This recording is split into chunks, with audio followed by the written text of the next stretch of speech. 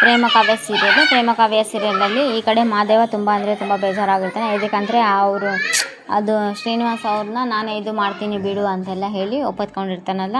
ಈ ಪರಿಸ್ಥಿತಿ ಯಾರಿಗೂ ಬೇಡಪ್ಪ, ದಯವಿಟ್ಟು ನನ್ನ ಕ್ಷಮಿಸಿ. ಯಾಕಂದರೆ ಇವ್ರ ಪರಿಸ್ಥಿತಿ ಯಾರಿಗೂ ಬರೋದೆಲ್ಲ ಬೇಡ ಅಂತೆಲ್ಲ ಮನಸ್ಸಲ್ಲಿ ತುಂಬ ಬೇಜಾರಾಗಿರ್ತಾನೆ. ಈ ಕಡೆ ಪ್ರೇಮ ಹೇಗಾದರೂ ಮಾಡಿ ಪ್ರೇಮ ಕೈಯಲ್ಲಿ ಫೋಟೋ ಫ್ರೇಮ್ ಸಿಕ್ಕಿರುತ್ತಲ್ಲ, ಕಲ್ಯಾಣಿದು ದಾಮಿನಿ ಮತ್ತು ಕಲ್ಯಾಣಿ ಗಂಡಂದು ಇಬ್ಬರದು ಫೋಟೋ ಸಿಕ್ಕಿರೋದಲ್ಲ, ಅದು ಅಚಾನಕ್ಕಾಗಿ ಬಿದ್ದೋಗಿದ್ದು ಅದು ನೋಡಿಕೊಂಡು ಹೆಂಗನ ಮಾಡಿ ಇದನ್ನು ಎಲ್ಲಿದೆ ಏನು ಅದು ಬಿದ್ದುಕೊಳ್ಳೆ ಅದರಲ್ಲಿನ ಅಡ್ರೆಸ್ ಎಲ್ಲ ಸಿಕ್ಬಿಡುತ್ತೆ. ಅದು ಅಂದರೆ ಇಲ್ಲಿ ಪ್ರೇಮ ಅನ್ಎಜುಕೇಟೆಡ್ ಅಂತ ತೋರಿಸಿರೋದ್ರಿಂದ ಪ್ರೇಮ ಅದನ್ನೆಲ್ಲ ಸ್ಪೆಲ್ಲಿಂಗ್ ಎಲ್ಲ ಜೋಡಿಸಿ ಅಡ್ರೆಸ್ ಮಹಾದೇವನ ಅವರ ಹಸ್ಬೆಂಡು ರಾಮ್ ಹತ್ರ ಕೇಳ್ಕೊತ, ಈ ಅಡ್ರೆಸ್ ಎಲ್ಲಿ ಬರುತ್ತೆ ಅಂದರೆ ಸಿಟಿಯಲ್ಲಿ ಬರುತ್ತೆ ಅಂದರೆ ಎದಕ್ಕೆ ಅಂತಂದರೆ ಆಮೇಲೆ ಹೇಳ್ತೀನಿ ಸುಮ್ಮನಿರು ಅಂತಾರೆ. ಈ ಕಡೆ ಮಹಾದೇವ ಅದನ್ನೇ ಯೋಚನೆ ಮಾಡ್ತಾ ಇರ್ತಾನ. ಈ ವ್ಯಕ್ತಿನ ಹೇಗಾದರೂ ಮಾಡಿ ನಾನು ಉಳಿಸ್ಬೇಕಲ್ಲ ಅಂತೆಲ್ಲ ನೋಡ್ತಾ ಇರ್ತಾನೆ. ಉಳುಮೆ ನೋಡ್ತಾ ಇದ್ದ ಸಡನ್ನಾಗಿ ಶ್ರೀನಿವಾಸ್ ಅವ್ರಿಗೆ ಎಚ್ಚರ ಆಗಿಬಿಡುತ್ತೆ. ಆದರೆ ಅವರು ಮಹಾದೇವ್ ಗೊತ್ತಿಲ್ಲ ಅವ್ರ ತಂದೆ ಅಂತ. ಅಂದರೆ ಸ್ವಲ್ಪ ದಾಡಿ ಅದೆಲ್ಲ ಬಿಟ್ಟಿರೋದ್ರಿಂದ ಗುರ್ತಾಗ್ತಾ ಇರಲ್ಲ. ಜೋರಾಗಿ ಕೆಮ್ತಾ ಇರ್ಬೇಕಾದ್ರೆ ಅಯ್ಯೋ ಶಿವನೇ ಏನಪ್ಪ ನಾನು ಎಂಥ ದೊಡ್ಡ ತಪ್ಪು ಮಾಡಿಬಿಡ್ತಿದ್ನಲ್ಲ ಅಂತ ಅನಾಹುತ ಆಗ್ಬಿಡ್ತಿತ್ತಲ್ಲ ನನ್ನಿಂದ, ನನ್ನನ್ನು ನಾನು ಯಾವತ್ತೂ ಕ್ಷಮಿಸ್ಕೊಲಾರ್ದಂಥ ಟೈಮ್ ಬಂದುಬಿಡ್ತಿತ್ತಲ್ಲ ಅಂತೆಲ್ಲ ಹೇಳ್ತಾ ಇರ್ತಾನೆ.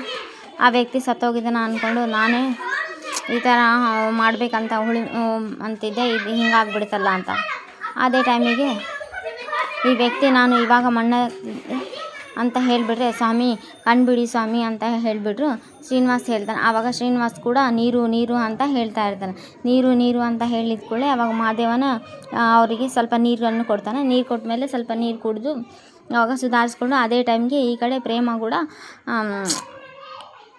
ಕೋಪ ಮಾಡಿಕೊಂಡು ಅಲ್ಲಿ ಅಷ್ಟಕ್ಕೂ ರಾಮ್ ಹೇಳಿರೋ ಪ್ರಕಾರ ಚಿಕ್ಕ ವಯಸ್ಸಿನಲ್ಲಿ ಇದ್ದಾಗೆ ಅವಳು ನಾವಿನ್ನೂ ಚಿಕ್ಕವರಿದ್ವಿ, ಆವಾಗನೇ ನಮ್ಮ ದೊಡ್ಡಪ್ಪ ತೀರ್ಥಯಾತ್ರೆಗೆ ಹೋಗಿದ್ರು ಅಂತ ಹೇಳ್ತಾನೆ. ಅಂದರೆ ಕಲ್ಯಾಣಿ ಅತ್ತೆ ನೋಡಿದರೆ ಮಾವನ ಮೇಲೆ ಅಷ್ಟೊಂದು ಗೌರವ ಪ್ರೀತಿ ವಿಶ್ವಾಸ ಇನ್ನೂ ಇಟ್ಕೊಂಡಿದ್ದಾರೆ. ಇದೇನಿದು ತೀರ್ಥಯಾತ್ರೆಗೆ ಹೋದರೆ ಸತ್ತೋಗಿದ್ದಾರೆ ಅಂತೆಲ್ಲ ಹೇಳ್ತಾರೆ, ಬಾಡಿನೂ ಸಿಕ್ಕಿಲ್ಲ ಅಂತೆಲ್ಲ ಹೇಳ್ತಾ ಇದ್ದಾರೆ. ಆದರೆ ಈ ದಾಮಿನಿನ ಮದುವೆ ಯಾವಾಗ ಆಗಿದೆ ಅಂತ ಪ್ರೇಮಗೆ ಒಂದು ಡೌಟ್ ಬರುತ್ತೆ, ಮದುವೆ ಯಾವಾಗ ಆಗಿರ್ಬೋದು ಅಂತೆಲ್ಲ ಹೇಳಿ ಬಾಡಿ ಕೂಡ ಸಿಕ್ಕಿಲ್ಲ ಇದು ಅನ್ನಿಸ್ತಾ ಇದೆ. ಇದು ಖಂಡಿತ ಇದರಲ್ಲಿ ಏನೋ ಒಂದು ರಹಸ್ಯ ಇದೆ. ದಾಮಿನಿ ನಿಜವಾಗ್ಲೂ ಕೂಡ ಇವರನ್ನು ಮದುವೆ ಆಗಿರೋದಾ ಇಲ್ವೋ ಅಂತ ತಿಳ್ಕೊಬೇಕಲ್ಲ ಅಂತೆಲ್ಲ ಹೇಳ್ತಾನೆ. ಆ ಫೋಟೋ ಬಿದ್ದು ಒಡೆದೋಗ್ಬಿಡುತ್ತಲ್ಲ, ಪ್ರೇಮ ಕೈಯಲ್ಲಿಂದ ಫೋಟೋ ಎಲ್ಲ ಬಿದ್ದು ಒಡೆದೋಗ್ಬಿಡುತ್ತೆ. ಪ್ರೇಮ ಕೈಯಲ್ಲಿಂದ ಫೋಟೋ ಎಲ್ಲ ಬಿದ್ದು ಒಡೆದೋಗಿರೋದು ನೋಡಿದ ಕೂಡಲೇ ಅದು ಅಡ್ರೆಸ್ ಸಿಗುತ್ತೆ. ಅಡ್ರೆಸ್ ರಾಮನ ಕೇಳ್ಕೊತಾಳ, ಈ ಅಡ್ರೆಸ್ ಎಲ್ಲಿ ಬರುತ್ತೆ ಅಂತೆಲ್ಲ ಕೇಳ್ತಾರೆ. ಫೋಟೋ ಹೊಡೆದೋಯ್ತು ಕಣೋ ಅಪಶಕನ ಅಂತ ಹೇಳ್ತಾರೆ ಅಂತ ಪ್ರೇಮ ಹೇಳಿದೆ. ಫೋಟೋ ಹೊಡೆದೋದು ಹೋಗಿ ಯಾಕೆ ಇಷ್ಟೊಂದು ಗಾಬರಿ ಆಗ್ತೀಯಾ ಅಂತ ರಾಮ್ ಬೈತಾನ. ಎಲ್ಲ ಗಾಬರಿ ಆಗೋದೆಲ್ಲ ಬೇಡ, ಏನೋ ಕೈ ಜಾರಿ ಬಿದ್ದೋಗಿದೆ ಅಷ್ಟೇ, ಅದನ್ನು ತೆಗೆದು ನೀಟಾಗಿ ಇಡು ಅಂದರೆ ಎಲ್ಲ ಕ್ಲೀನ್ ಮಾಡಿ ನೀಟಾಗಿ ಇಡು ಅಂತೆಲ್ಲ ಹೇಳ್ತಾನೆ. ಆಯಿತು ರಾಮ್ ಅಲ್ಲಿಂದ ಹೊರಟೋಗ್ಬಿಡ್ತಾನೆ. ಅಯ್ಯೋ ದೇವರೇ ಏನಪ್ಪ ಇದು ಕೈಯಲ್ಲಿರೋ ಫೋಟೋ ಕೆಳಗಡೆ ಬಿದ್ದು ಹೊಡೆದೋಯ್ತು ಅಂದರೆ ಏನರ್ಥ, ಈ ದಾಮಿನಿ ಮತ್ತು ಮಾವ ಇಬ್ಬರ ನಡುವೆ ಏನೋ ರಹಸ್ಯ ನಡೆದಿದೆ ಅಂತ ಫೋಟೋ ಕ್ಲೀನ್ ಮಾಡ್ತಾ ಇರಬೇಕಾದ್ರೆ ಏನಿದು ಸ್ಟುಡಿಯೋ ನೇಮೆಲ್ಲ ಇದೆ ಅಂತೆಲ್ಲ ಡಿಜಿಟಲ್ ಸ್ಟುಡಿಯೋ ಅಂತ ಓದ್ತಾ ಅಲ್ಲಿ ಪ್ರೇಮ ಅನ್ಎಜುಕೇಟೆಡ್ ಅಂತ ತೋರಿಸಿದ್ರೆ ಸ್ಪೆಲ್ಲಿಂಗ್ ಎಲ್ಲ ಜೋಡಿಸ್ತಾ ಇರ್ತಾಳೆ. ಫೋಟೋ ಬಗ್ಗೆ ವಿಚಾರಿಸೋಕ್ಕೆ ಇದು ಎಲ್ಲಿ ಬರುತ್ತೆ ಎಲ್ಲಿಲ್ಲ ಅಂತೆಲ್ಲ ತಿಳ್ಕೊಂಡು ಇದು ಮಾಡ್ತಾ ಫೋಟೋ ಬಗ್ಗೆ ವಿಚಾರಿಸಬೇಕು, ಆದಷ್ಟು ಬೇಗ ಈ ಫೋಟೋ ರಹಸ್ಯ ತಿಳ್ಕೊಂಡ್ರೆ ದಾಮಿನಿಗೆ ಒಂದು ಅಂತ್ಯ ಆಡ್ಬೋದು ಅಂತ ಹೇಳಿಬಿಟ್ಟು ಪ್ರೇಮ ತುಂಬ ಕೋಪ ಮಾಡಿಕೊಂಡು ಅದೇ ಟೈಮ್ಗೆ ಈ ಕಡೆ ಮಹಾದೇವ ಕೂಡ ಅಪ್ಪನನ್ನು ಕರ್ಕೊಂಡು ಬಂದು ಕಾರಲ್ಲಿ ಕೂರಿಸ್ತಾನೆ. ನೋಡಿ ಸ್ವಾಮಿ ಅಂದರೆ ಮಹಾದೇವ ಅವ್ರ ತಂದೆ ಕೂಡಿಸ್ತಾನೆ. ನೋಡಿ ಸ್ವಾಮಿ ಡಾಕ್ಟ್ರು ಸರಿಯಾದ ಟೈಮ್ಗೆ ಟ್ಯಾಬ್ಲೆಟ್ಸ್ ತೊಗೊಳ್ಳೋದಕ್ಕೆ ಹೇಳಿದ್ದಾರೆ. ಆಮೇಲೆ ಅವರು ಹೇಳಿದ್ದು ತುಂಬ ದಿನ ನಂತರ ನೀವು ಊಟ ಮಾಡಿಲ್ವಂತೆ, ಅದಕ್ಕೆ ಈ ರೀತಿ ತಲೆ ಸುತ್ತಿ ಬೀಳ್ತಾ ಇದ್ದೀರಿ ಅಂತೆಲ್ಲ ಡಾಕ್ಟ್ರು ಹೇಳಿದ್ದಾರೆ ಅಂತೆಲ್ಲ ಹೇಳ್ತಾ ಇರ್ತಾನೆ. ಸುತ್ತಿ ಬೀಳ್ತಾ ಇದ್ದೀರಾ ನೋಡಿ, ಇನ್ನು ಮುಂದೆ ಆರಾಮಾಗಿ ಊಟ ಮಾಡ್ಕೊಂಡು ತಿನ್ಕೊತಾ ಇರಬೇಕು, ಈ ಥರ ತಲೆನೋವೆಲ್ಲ ಎಲ್ಲದಕ್ಕೂ ತಲೆ ಕೆಡಿಸ್ಕೋಬಾರ್ದು ಅಂತೆಲ್ಲ ಹೇಳ್ತಾನೆ. ಸರಿ ಅವರನ್ನು ಹೋಟೆಲ್ಗೆ ಕರ್ಕೊಂಡೋಗಿ ಊಟ ಮಾಡಿಸ್ತಾನೆ. ಆವಾಗ ಶ್ರೀನಿವಾಸ್ ಅವರು ತುಂಬ ದಿನಗಳ ನಂತರ ಊಟ ಮಾಡಿರೋದಿಲ್ವಲ್ವಾ, ಹಾಗಾಗಿ ಜೋರು ರಬ ಅಂತ ತಿನ್ನೋಕೆ ಹೋಗ್ತಾರೆ ಗಪ. ಅಯ್ಯೋ ಸ್ವಾಮಿ ಊಟ ಎಲ್ಲಿ ಹೋಗೋದಿಲ್ಲ, ನೀವು ಆರಾಮಾಗಿ ಊಟ ಮಾಡ್ಬೋದು ಅಂತೆಲ್ಲ ಹೇಳ್ತಾನೆ. ಆವಾಗ ಶ್ರೀನಿವಾಸ್ ಅವರು ಏನು ಹೇಳಲ್ಲ ಪಾಪ, ಸುಮ್ಮನೆ ಇರ್ತಾರೆ. ಕೂಡ ತುಂಬ ಬೇಜಾರು ಮಾಡಿಕೊಂಡು ಅಲ್ಲಿ ಇಷ್ಟೊತ್ತು ನೀವು ನಿಮ್ಮ ಫ್ಯಾಮ್ಲಿ ಬಗ್ಗೆ ಏನು ಹೇಳೇ ಇಲ್ಲಲ್ಲ ನನಗೆ, ಏನು ಕೂಡ ಹೇಳಿರಲ್ಲ ಅಂದರೆ ನೀವು ಯಾರು, ಮಕ್ಕಳು ಎಲ್ಲಿದ್ದಾರೆ, ನಿಮ್ಮ ಹೆಂಡತಿ ಎಲ್ಲಿದ್ದಾರೆ ಅಂತ ಅಂದಿದ ತಕ್ಷಣ ಯಾಕೆ ನೀವು ಅವರನ್ನು ಬಿಟ್ಟುಬಿಟ್ರಾ ಅಂತ ಕೇಳ್ತಾರೆ. ಶ್ರೀನಿವಾಸ್ ಅವರು ಜೋರಾಗಿ ಅಳ್ತಾರೆ. ಅವರು ನನ್ನನ್ನು ಬಿಟ್ಟಿಲ್ಲಪ್ಪ, ನಾನೇ ಅವರನ್ನು ಬಿಟ್ಬಿಟ್ಟೆ. ಇವಾಗ ಅವರು ಎಲ್ಲಿದ್ದಾರೋ, ಹೇಗಿದ್ದಾರೋ, ಏನು ಮಾಡ್ತಾಯಿದ್ದಾರೋ ಯಾವುದೂ ಒಂದು ಗೊತ್ತಿಲ್ಲ ಕಣಪ್ಪ ಅಂದಿದ ತಕ್ಷಣ, ಅಯ್ಯೋ ಸ್ವಾಮಿನಿ,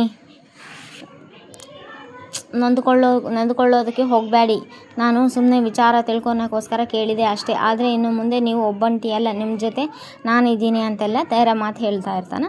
ಅದೇ ಟೈಮಿಗೆ ಇರ್ತೀನಿ, ನನ್ನನ್ನು ನಿಮ್ಮ ಸ್ವಂತ ಮಗ ಅಂತ ಹೇಳ್ಕೊಳ್ಳಿ, ದೇವ್ರು ಕೊಟ್ಟಿರೋ ಮಗು ಅಂತ ಅಂದ್ಕೊಳ್ಳಿ ಅಂತೆಲ್ಲ ಹೇಳ್ತಾನೆ ಮಾದೇವ.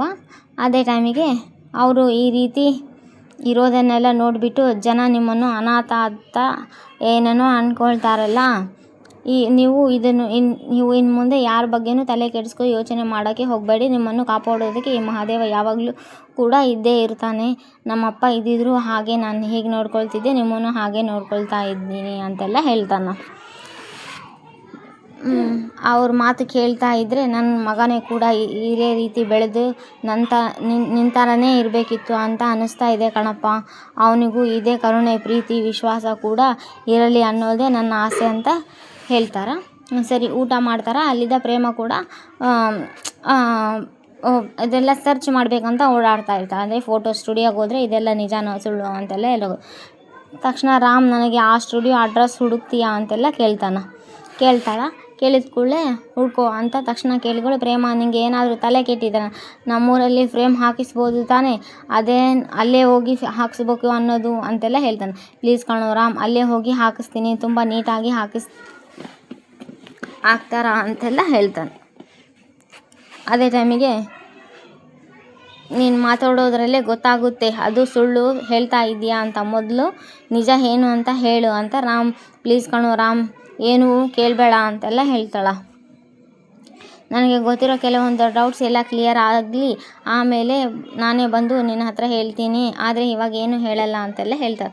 ಪ್ರಶ್ನೆ ಮಾಡಬೇಡ ಪ್ಲೀಸ್ ಕಣೋ ರಾಮ್, ನನಗೋಸ್ಕರ ಅಂದ ತಕ್ಷಣ ಸರಿ ಆಯಿತು ಹೋಗಲಿ ಬಿಡು ಅಂತ ರಾಮ್ ಸ್ಟುಡಿಯೋ ಕೊನೆಗೂ ಅಡ್ರೆಸ್ ಕೊಡ್ತಾನೆ.